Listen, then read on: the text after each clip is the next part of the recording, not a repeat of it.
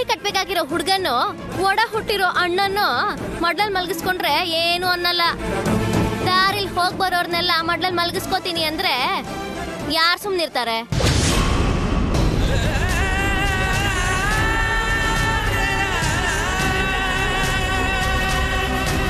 ಅದಕ್ಕೆ ಸಂಬಂಧನೇ ಬೇಡ ಅಂದಿರ್ತಾರೆ.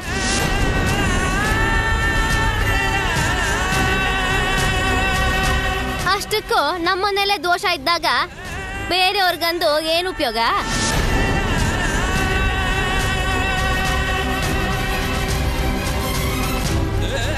ಬಣ್ಣ ಅಂದ್ರೆ ಸರಿ, ಆ ದೇವರೇ ಹುಟ್ಟಿಸಿದಾನೆ ಅಂತ ಸುಮ್ಮನೆ ಇರಬಹುದು. ಆದ್ರೆ ಬುದ್ಧಿ ನಮ್ಮಲ್ಲಿ ತಾನೇ ಹುಟ್ಟೋದು. ಆ ಬುದ್ಧಿ ಸರಿಯಾದ ದಾರಿಲಿ ಹೋಗಿದ್ದಿದ್ರೆ ಇಂಥ ಪರಿಸ್ಥಿತಿ ಬರ್ತಾನೆ ಇರ್ಲಿಲ್ಲ. ಈ ಸಂಬಂಧ ತಪ್ಪ ಹೋದ್ರೆ ಅವಳಿಗೆ ಯಾರೇನು ಅನ್ನಲ್ಲ. ಅವಳನ್ನ ಬೆಳೆಸಿದಿರಲ್ಲ ನಿಮ್ಮನ್ನಂತಾರೆ. ಮಗಳನ್ನ ಲಗಾಮಿಲ್ದೆ ಬೆಳೆಸಿದ್ದಾರೆ ಅಂತ ನಿಮ್ಮನ್ನೇ ಆಡ್ಕೊಳ್ಳೋದು.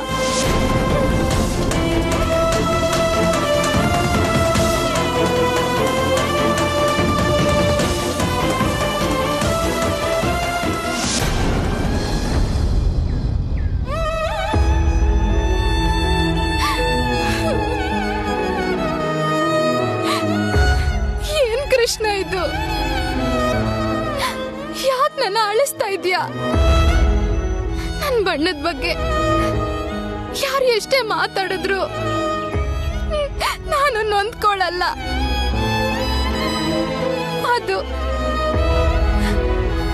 ನನ್ ಕೃಷ್ಣನ್ ಬಣ್ಣ ಅನ್ಕೊಂಡು ಖುಷಿ ಪಡ್ತಿದ್ದೆ. ಆದ್ರೆ ಇವತ್ತು ಗುಣದ ಬಗ್ಗೆನೇ ಮಾತಾಡ್ತಿದ್ದಾರೆ ಕೃಷ್ಣ.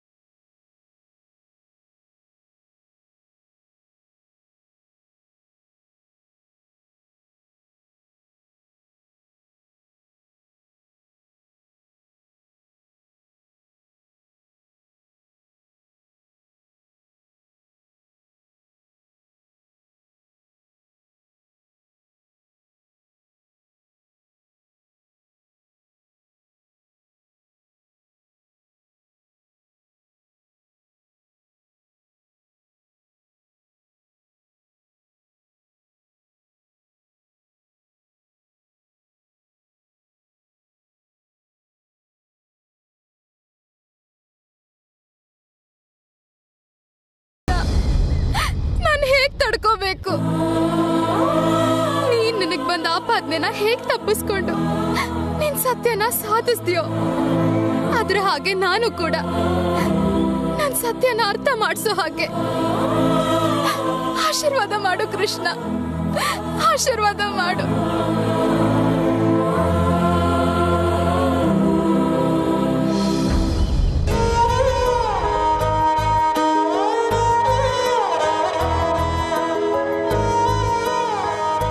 ಯಾವತ್ತೂ ನಾವಿಬ್ರು ಭೇಟಿ ಆಗ್ಬಾರ್ದು ಅಂತ ಹೇಳಕ್ ಬಂದಿದ್ದೀನಿ. ಇದೇ ನಮ್ ಕೊನೆ ಭೇಟಿ ಆಗಿರ್ಲಿ ಅಂತ Krishnan ಬೇಡ್ಕೊಂಡಿದ್ದೀನಿ.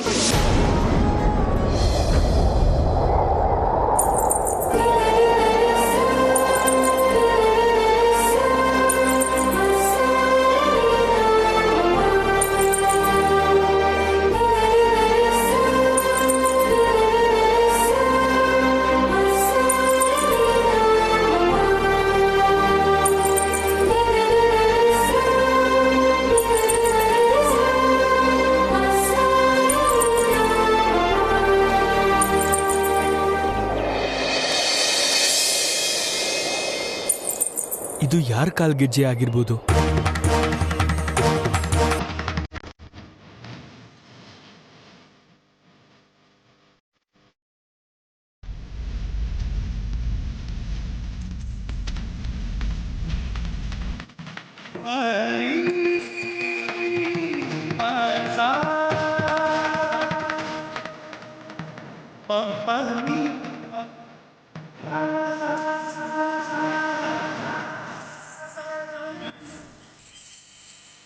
S, same sound.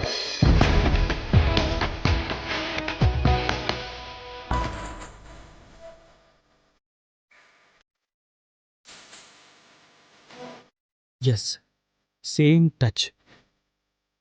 Same sound, same touch.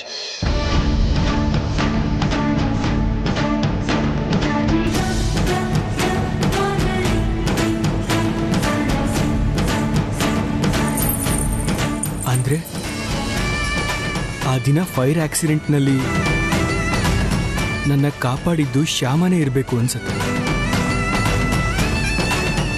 ತಿಳ್ಕೋಬೇಕು.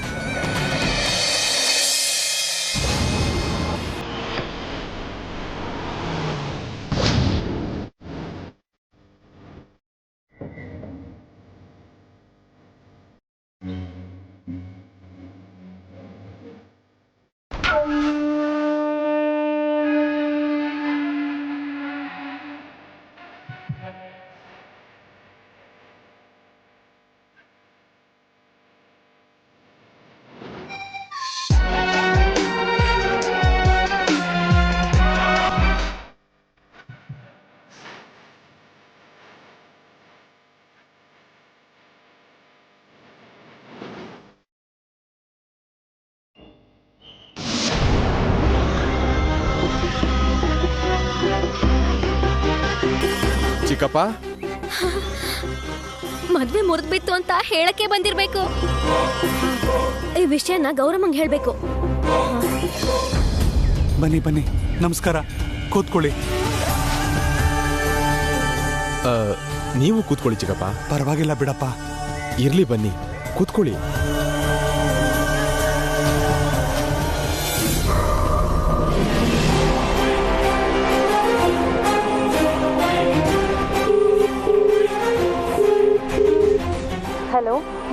ಹಲೋ, ಮನೆಗೆ ಮಲ್ಲಿಕಾರ್ಜುನ್ ಅವ್ರು ಬಂದಿದ್ದಾರೆ.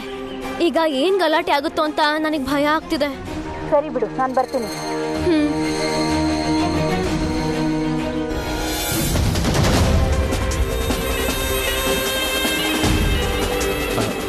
ಅದು ಹೇಗೆ ಹೇಳಬೇಕು ಅರ್ಥ ಆಗ್ತಾ ಇಲ್ಲ ಚಿಕ್ಕಪ್ಪ. ಪರವಾಗಿಲ್ಲಪ್ಪ, ಹೇಳಪ್ಪ. ನನ್ನ ತಂಗಿ ಬಗ್ಗೆ ಇಂಥ ಮಾತೆಲ್ಲ ಕೇಳಬೇಕಾಗುತ್ತೆ ಅಂತ ನಾನು ಅನ್ಕೊಂಡೇ ಇರಲಿಲ್ಲ.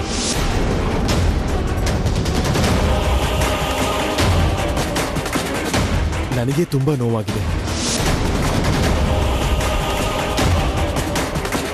ನನಗೆ ಅಷ್ಟು ನೋವಾಗ್ತಿದೆ ಅಂದರೆ ಹೆತ್ತವ್ರು ನೀವು, ನಿಮಗೆ ಎಷ್ಟು ನೋವಾಗ್ತಿರ್ಬೇಡ.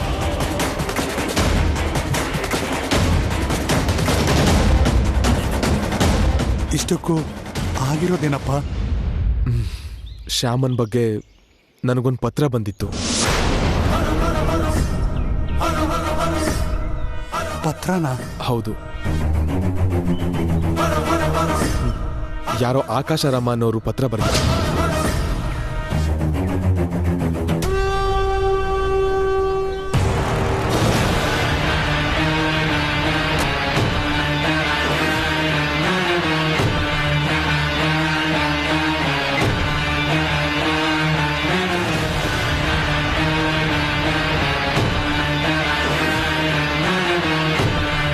ಶ್ಯಾಮ ಜಾತಕ ಸರಿ ಇಲ್ಲ ಅಂತ, ತುಂಬಾ ದರಿದ್ರವಾದ ಜಾತಕ ಅಂತ, ಅವಳು ಯಾವ ಮನೇಲಿರ್ತಾಳೋ ಆ ಮನೆಗೆ ಕಷ್ಟಗಳು ಕಣ್ಣೀರು ತಪ್ಪಲ್ಲ ಅಂತ, ಅನಾರೋಗ್ಯನೋ ಅನಾವಶ್ಯಕವಾಗಿ ಗಲಾಟೆ ಆಗುತ್ತೆ ಅಂತನೂ ಆ ಪತ್ರದಲ್ಲಿ ಬರೆದಿತ್ತು.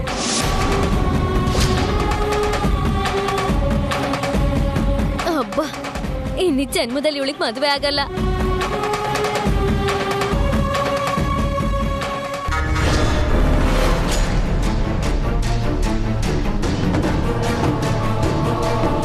ಅವಳು ಯಾವ ಮನೆಗೆ ಸೊಸೆ ಆಗ್ತಾಳೋ ಆ ಮನೆಗೆ ಕೂಡ ದರಿದ್ರೆ ಹಿಡ್ಕೊಳ್ಳುತ್ತೆ ಅಂತ ಏನೇನೋ ಕೆಟ್ಟದಾಗಿ ಬರ್ದಿತ್ತು.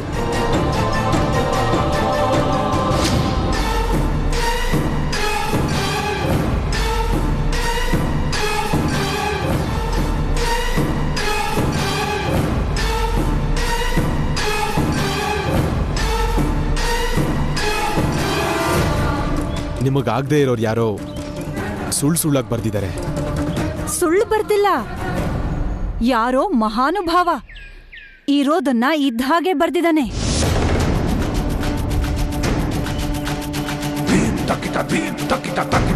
ನಿಮಗ್ ಗೊತ್ತಿಲ್ಲ, ಪಾಪ ಶ್ಯಾಮ ಹುಟ್ದಾಗಿಂದ ಈ ಮನೆಯಲ್ಲಿ ಬರೀ ಕಷ್ಟ ಅನುಭವಿಸಿದಾಳೆ.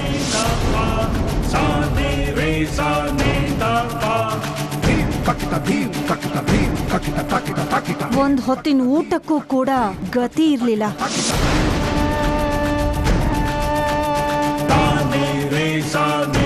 ಅದ್ರ ಜೊತೆಗೆ ಶ್ಯಾಮ ತಮ್ಮನಿಗೆ ಹಾರ್ಟ್ ಪ್ರಾಬ್ಲಮ್.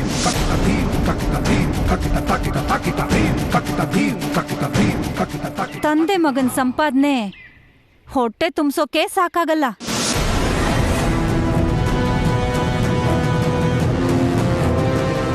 ನಾನೇ ಪಾಪ ಅಂತ ಕಿಟ್ಟು ಆಪರೇಷನ್ಗೆ ದುಡ್ಡು ಕೊಟ್ಟಿದ್ದು.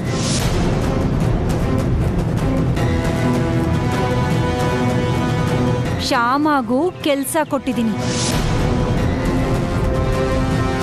ಶ್ಯಾಮ ಜಾತಕದಲ್ಲಿ ದರಿದ್ರ ದೇವತೆ ಗಟ್ಟಿಯಾಗಿ ಕೂತಿರೋವಾಗ ನಾನ್ ಏನ್ ಮಾಡಿದ್ರು ಏನ್ ಉಪಯೋಗ ಆಗತ್ತೆ ಹೇಳಿ?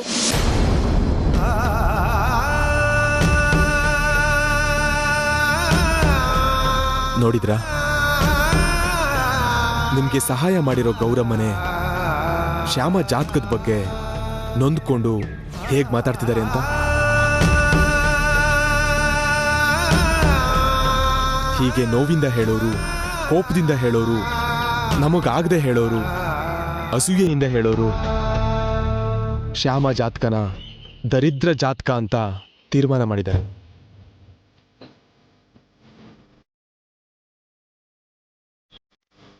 ಅವರಲ್ಲೇ ಯಾರೋ ಆ ಆಕಾಶರಾಮನ್ ಹೆಸರು ಬರೆದಿದ್ದಾರೆ. ಆ ಪತ್ರ ನನ್ನ ಕೈಗೆ ಸಿಕ್ಕಿದ್ದಕ್ಕೆ ಸರಿ ಹೋಯ್ತು. ಅದೇ ಗಂಡಿನ ಮನೆಯವ್ರ ಕೈಗೆ ಸಿಕ್ಕಿದ್ದಿದ್ರೆ ಈ ಮದುವೆ ಆಗ್ತಿತ್ತಾ ಹೇಳಿ?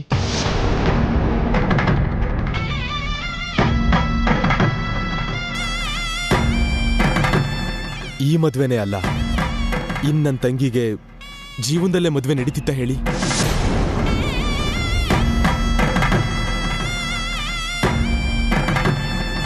ನಡೀತಿರ್ಲಿಲ್ಲ, ಖಂಡಿತ ನಡೀತಿರ್ಲಿಲ್ಲ.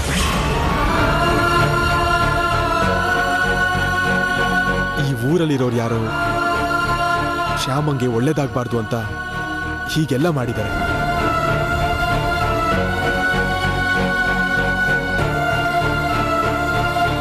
ಹೀಗೆ ಅನ್ಯಾಯ ಆಗ್ಬಾರ್ದು ಅಂತಿದ್ರೆ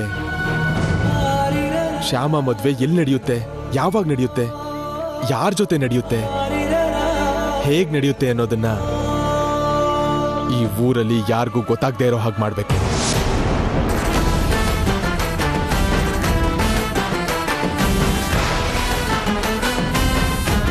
ಹಾಗೆ ಗೊತ್ತಾಗದೇ ಇರಬೇಕು ಅಂದ್ರೆ ನಾಳೆನೆ ನೀವು ಈ ಊರ್ ಬಿಟ್ಟು ಬೆಂಗಳೂರಿಗೆ ಬರಬೇಕು.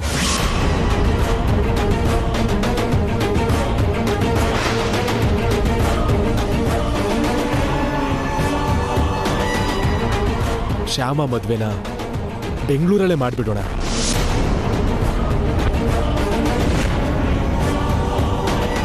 ಶ್ಯಾಮ ಮದುವೆ ಆದ್ಮೇಲೆ ಶ್ಯಾಮನ್ನ ಅತ್ತೆ ಮನೆಗೆ ಕಳಿಸಿ ಆಮೇಲೆ ನೀವು ಈ ಊರಿಗೆ ಬಂದ್ರಾಯ್ತು. ಏನಂತೀರಾ?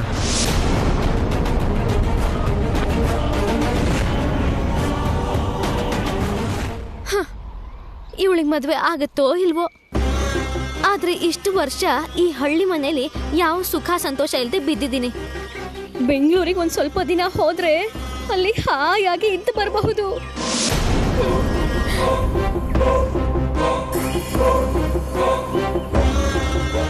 ಹೇಳಿ ಚಿಕ್ಕಪ್ಪ, ಏನಂತೀರಾ? ಇನ್ನೇನ್ ಹೇಳ್ತಾರೆ, ನಾಳೆನೆ ಹೊರಟು ಬೆಂಗಳೂರಿಗೆ ಬರ್ತೀವಿ ಅಂತ ಹೇಳ್ತಾರೆ ಅಲ್ವಾ ಮಾವ? ಹೌದಮ್ಮ. ಅಪ್ಪ, ತುಂಬಾ ಯೋಚನೆ ಮಾಡಿ ನಿರ್ಧಾರ ತಗೊಳ್ಳಿ.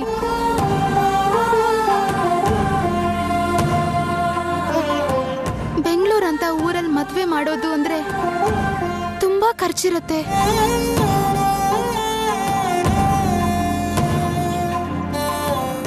ನಾವು ಅಷ್ಟು ಖರ್ಚು ಮಾಡಕ್ಕಾಗತ್ತಾ? ಕರೆಕ್ಟಾಗಿ ಹೇಳ್ದೆ ಶ್ಯಾಮ. ಈ ಕೊಂಪೆನ ಮಾರಿದ್ರೂ ಕೂಡ ಬೆಂಗಳೂರಲ್ಲಿ ಕಲ್ಯಾಣ ಮಂಟಪಕ್ಕೂ ಸಾಕಾಗಲ್ಲ.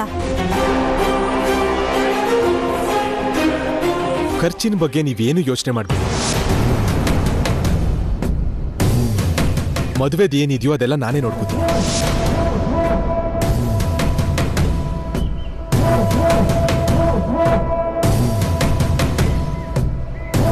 ನನ್ನ ತಂಗಿ ಮದುವೆನ ಎಷ್ಟು ವೈಭವದಿಂದ ಮಾಡ್ಕೊಡ್ಬೇಕೋ ಅಂತ ವೈಭವದಿಂದ ಮಾಡ್ಕೊಟ್ಟು ಅತ್ತೆ ಮನೆ ಕಳಿಸ್ಕೊಡ್ತೀನಿ. ಸರಿನಾ? ಅಪ್ಪ, ಸ್ವಲ್ಪ ಒಳಗ್ ಬರ್ತೀರಾ? ಈಗಲೇ ಬಂದೇ ಇರಿ.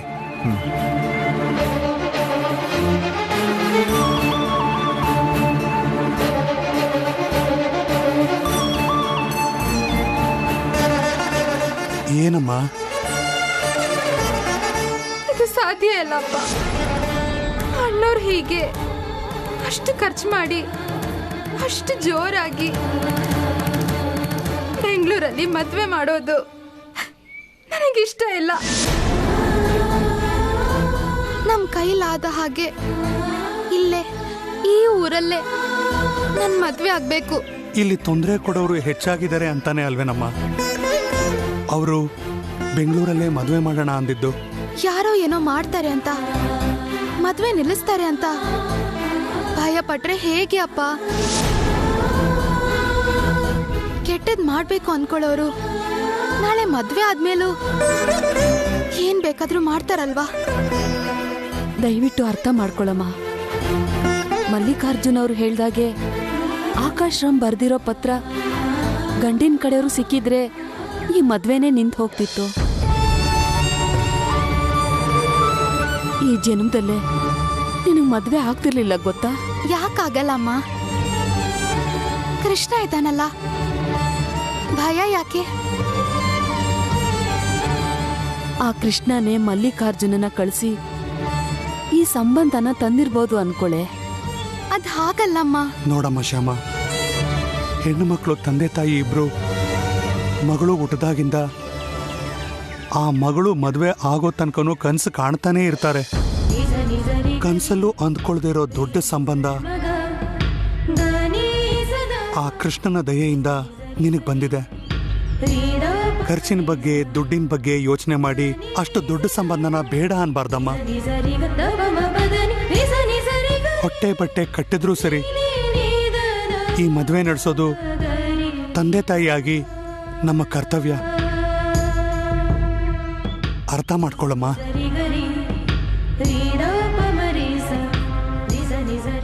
ಸಾರಿ ಚಿಕ್ಕಪ್ಪ, ನಿಮ್ ಪರ್ಸನಲ್ ಡಿಸ್ಕಷನ್ ಮಧ್ಯೆ ನಿಮ್ ಪರ್ಮಿಷನ್ ಇಲ್ಲದೆ ಬಂದಿದ್ದೀನಿ. Extremely sorry. ಈ ಮನೆಗೆ ದೊಡ್ಡ ಮಗ ಅಂತ ಅನ್ಕೊಂಡು ಮಧ್ಯೆ ಬಂದೆ. ದಯವಿಟ್ಟು ಅರ್ಥ ಮಾಡ್ಕೊಳ್ಳಿ. ನಾನು ಶ್ಯಾಮಂಗೆ ಸ್ವಂತ ಅಣ್ಣ ಅಲ್ಲದೆ ಇರೋದ್ರಿಂದ ನಾನು ಮದುವೆ ಖರ್ಚು ಮಾಡೋದು ನನ್ನ ತಂಗಿಗೆ ಇಷ್ಟ ಇಲ್ಲ ಅಂತ ಗೊತ್ತಾಯ್ತು. No problem. ಆ ದುಡ್ಡನ್ನ ನಿಮ್ಗೆ ಸಾಲ ಕೊಡ್ತಿದ್ದೀನಿ ಅಂತ ಅನ್ಕೊಳ್ಳಿ.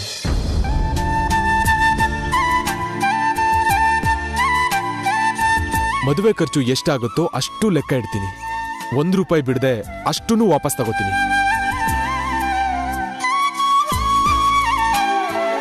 ಆ ದುಡ್ಡನ್ನು ಕೂಡ 6 ತಿಂಗಳಲ್ಲೇ ತೀರಿಸ್ಬೇಕು, ವರ್ಷದಲ್ಲೇ ತೀರಿಸ್ಬೇಕು ಅಂತ ನಾನು ಕೇಳೋದೇ ಇಲ್ಲ. ನಿಮ್ ಕೈಲಿ ಆದಾಗ್ಲೇ ಕೊಡಿ, ಸರಿನಾ?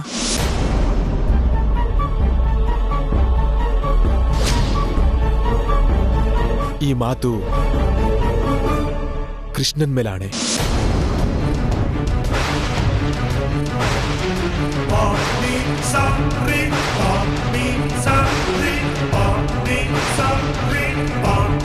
ಕೃಷ್ಣನ್ ಮೇಲೆ ಆಣೆ ಇಟ್ಮೇಲೆ ಹೇಗಾಗಲ್ಲ ಅಂತೀನಿ ಅಣ್ಣ.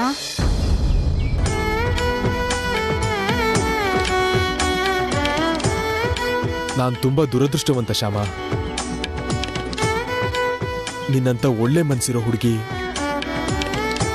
ನನ್ನ ರಕ್ತ ಹಂಚ್ಕೊಂಡು ಹುಟ್ಟಿಲ್ವಲ್ಲ ಅನ್ನೋ ನೋವು ನನ್ನನ್ನು ತುಂಬಾನೇ ಕಾಡ್ತಾ ಇದೆ.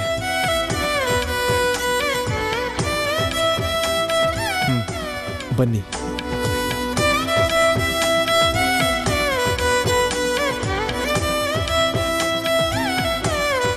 ಗೋವಿಂದ, ನೀವೆಲ್ಲ ಬೆಂಗಳೂರಿಗೆ ಬರೋದಕ್ಕೆ, ಬೆಂಗಳೂರಲ್ಲೇ ಮದುವೆ ಮಾಡೋದಕ್ಕೆ ಶ್ಯಾಮ ಒಪ್ಕೊಂಡಿದ್ದಾಳೆ.